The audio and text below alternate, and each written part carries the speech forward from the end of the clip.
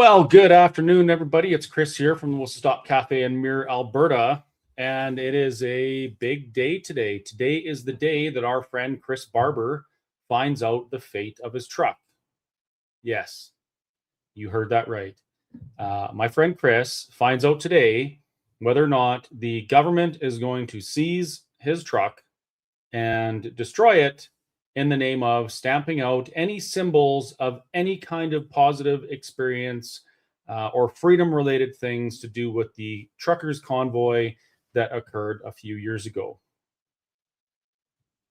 I'm just letting that sink in for a second. Yeah. Okay. So Chris is going to be on shortly. He's just finishing listening to the last little bit of the judge's decision. He's still in the Zoom court appearance, so he's going to be here shortly. But I wanted to fill you guys in kind of on what's going on with this. Chris has been through a pile of things since I first saw a TikTok video of him, and in that video he was outside of a little bar in Saskatchewan, Swift Current, I guess. And he was talking about how some Canadians couldn't do things like go to a bar or anything like that. And, he was basically saying, this is ridiculous. How long are we going to let this go on? How long are we going to let our fellow Canadians be discriminated against with these ridiculous restrictions? And he said, I think it's time to do something about it. And I watched this video and I'm thinking, I wonder what he's going to do. Next thing you know, the largest protest this country has ever seen descended on Ottawa. And I went partly because of Chris Barber and partly because of Tamara Litch and partly because of what I saw coming out of BC. I saw, thousands of trucks coming out of BC, all walks of life, and then all over the country. I thought, oh, wow, this is something. This is the spark that is going to ignite change that we need in this country. So I participated. Anyway, Chris has been in court, him and Tamara, for years now, the longest mischief trial in Canadian history. Put through the ringer.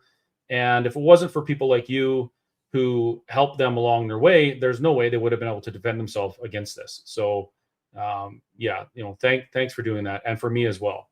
So now we're at an interesting little part where the Crown prosecutor has said they want to seize Chris's truck as proceeds of crime and crush it.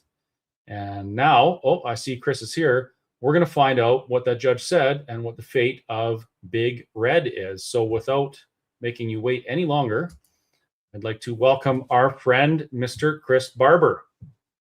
Hi, everyone. Good to see you, Chris. Thanks for having me on. Yeah, of course. Likewise, time kind of got past me, and I didn't realize today was the day until I saw a tweet earlier on, and then of course I texted you right away. So I guess what's happening? What's going on? I just ended the Zoom call. The judge made a very long decision this morning. She couldn't get through the first part of her hearing. I guess the decision this morning. So the case was adjourned until 3:00 this afternoon, Eastern time. So I've put probably 400 miles on today, driving between stopping and zooming in, and she just read the verdict, and it is a fail on the Crown. She is ruled in our favor. My nerves are a little shot, I think, right now, sitting there listening to the up and downs, and I don't know if you've been in a court and you've listened to a judge give a decision, but it feels like it's a roller coaster. So you're going up, and then you're going down, and then you're going up, and you're like, where the hell is she going with this? Yeah. I hear that, and they're talking about your fate. They're talking about your future. And it's like other people up there talking about you. And you're sitting there. When I was in that situation, not nearly as critical as what you just went through. But I was like, you know what? I'm right here, guys. I'm literally right here. So they're not getting Big Red. No, they're not getting Big Red. Is that going to stop the Crown from trying? We're not sure what the Crown's next steps will be. I just listened to your intro there when you were talking about the video I did on January 7th. Giving the truckers some idea to get involved in this. I am sitting in Jamestown, North Dakota right now, the exact spot that I was sitting on January 7th when I gave that. Yes. And I'm coming through today on my way home. Of course, I've been trapped in the States with a little bit of stormy weather. So, yeah, I don't know if what I'm going to do right now, if I'm going to continue driving or if I'm going to walk back in and have a beer at the bar and call it an early day. My nerves are. You should. Yeah. Relax a little bit, have a beer, do another TikTok video. That would be absolutely fantastic. Well, I Yeah. just want to say, everyone, I appreciate all the support out there. You know, I'm just I don't know where my emotions are at right now. This has been a roller coaster ride like I've never been on in my life. And to finally have the weight off my shoulders right now, knowing that my truck is safe. Part of the reason I'm sitting in the States right now is because I'm working, of course, and there's a load that I needed to go get. But I wasn't really sure if I wanted to return to Canada, knowing that there was a chance that my truck was going to be taken from me. So I just kind of, yeah, I'm just kind of the weight on my shoulders right now is limited, and I'm just trying to deal with. It's been a long road. I don't know if people understand what we've been through for the last number of years, but we're finally. This is another close. I can deal with the sentence. I could deal with the 12 months of house arrest, and as long as I'm able to work, and I could deal with the curfew after that. But I couldn't deal with them taking my truck and my livelihood. This truck has been my life for 22 years, and I'll be damned if I'm going to let some tyrannical government take it from me. So I'm glad the Yeah. judge ruled in this way. I'm thankful. I'm thankful for everybody standing behind us and fighting to keep Big Red on the road. Yeah, You're driving Big Red right now. You're not driving, but you're in Big Red. this is her. This is my girl. The OG. Right on. That's awesome. Gee, So, I'm going to talk about one of the best parts of this. The second best part of this, aside from you keeping the truck, and then I'm going to mention that it's not over yet. But the other good thing is that I can actually hear right now blue hair lighting on fire. I can hear liberal heads oh, exploding oh, all would over you the like me country. to? Would you like me to add to that? Just let me crack the sunroof just a little bit, and I will do this for everyone. That's The horn, awesome. Yeah, the horn that X woke is the going to world up. be X is going to be absolute chaos right now because how many people on social media were like, "Yeah, you're going to lose your truck. It serves you right. Government rules keep the boots on us for the last however long, right?" I like all my different social media apps, but I use X is the one that I go to get the stress off. I go there and I post a picture of my truck, and as a kind of an internet troll myself, I love the engagement. I love the fight online. So when I feel like getting a little bit of, anger and rage out, I just go post a picture of my truck, and then I fight with all the negative people in the comments, and I make mum jokes and I laugh at them and call them indoctrinated and Muppets and you name it.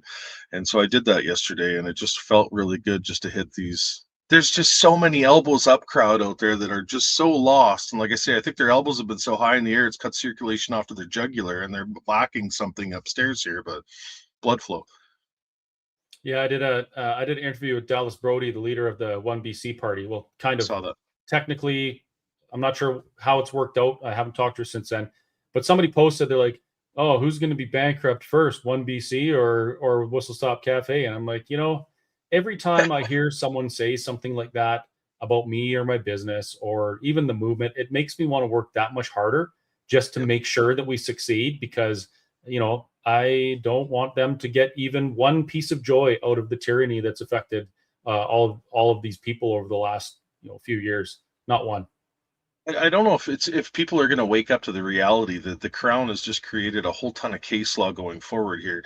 And so let's say in 10 years time it's conservative government and some left-wing group rises up against the conservative government, and the conservative government uses the same measures that the crown has now implemented through case law on Mhm. us, on them. And it's going to happen because the case law is there now.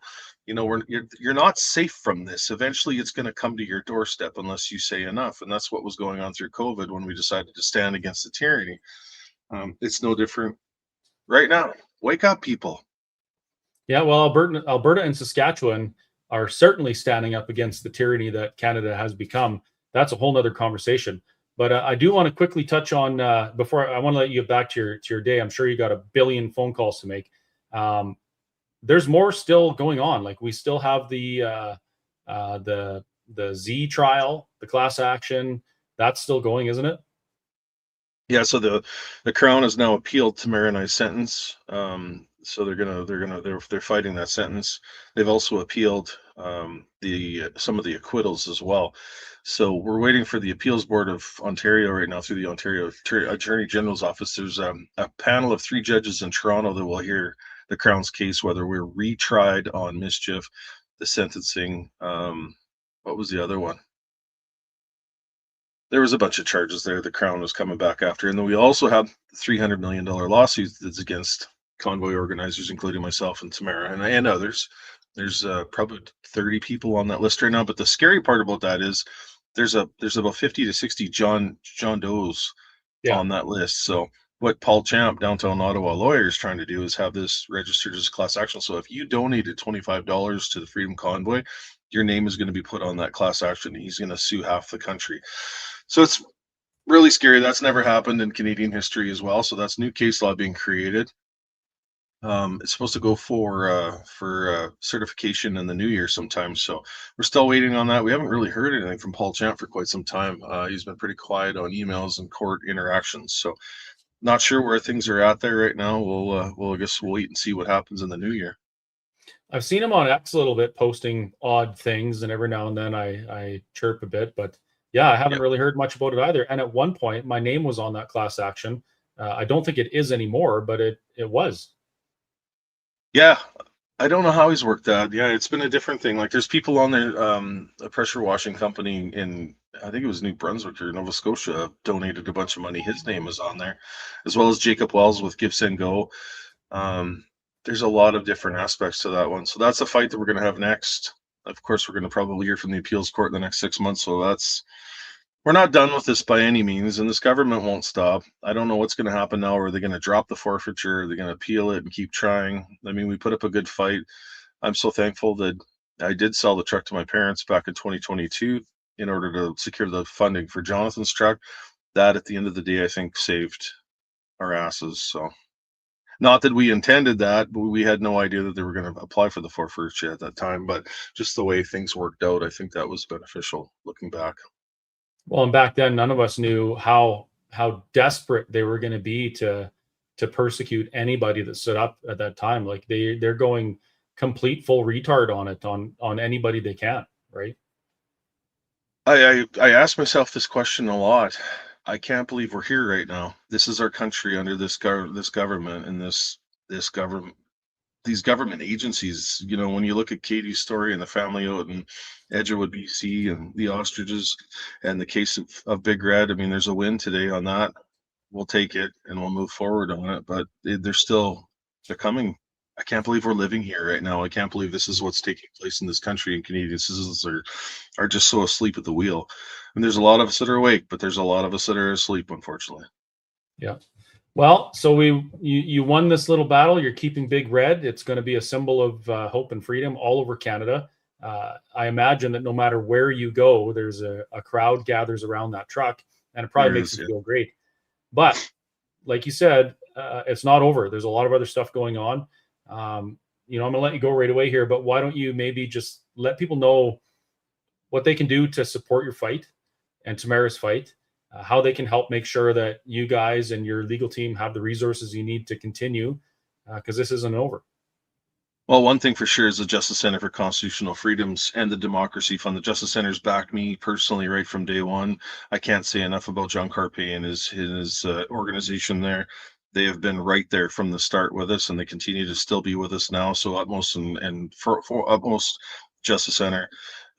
We had to hire Brenda Miller to come on, my father, my mother, and CV Trucking, and my son's interest in CV Trucking. So that bill is a little on the large side. We weren't really anticipating that kind of money and lawyer fees. So Tamara suggested maybe a give send go for that one coming up in the future to cover the cost. The judge did deny the cost awards for legal fees from the Crown towards my parents. So that bill will be outstanding. So just keep your eyes open on it. I know there's a lot of support out there.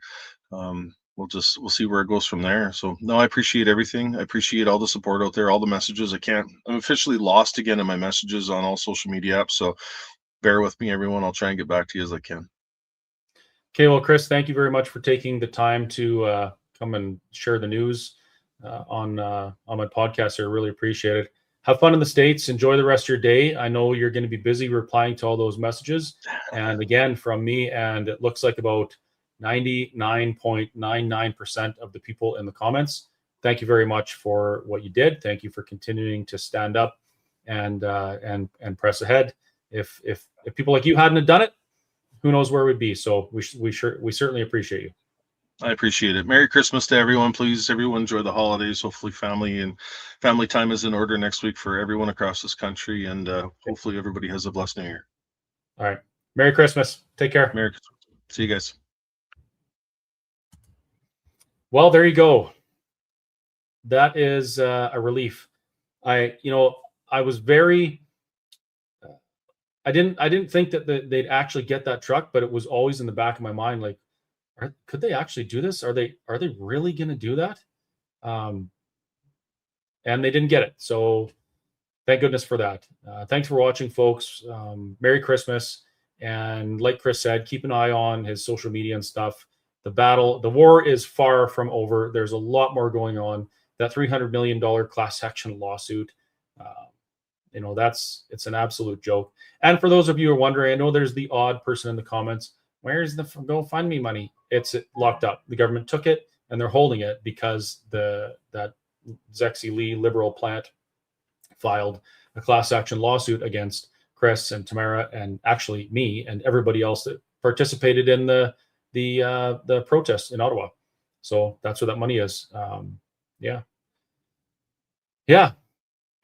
Okay. Well, we'll see you on later on tonight. I have another guest tonight. That's odd to have two in a day, but I saw Chris's stuff this morning and I figured I really wanted to get that out for you. Tonight we have, tonight is Friday.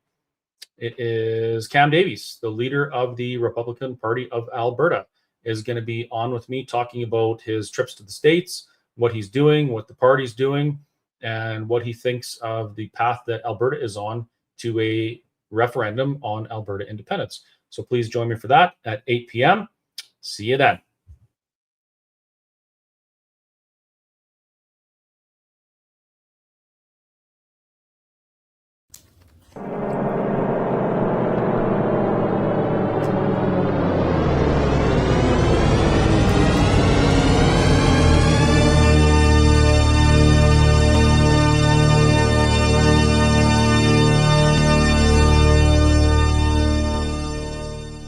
Meow. Honk, honk.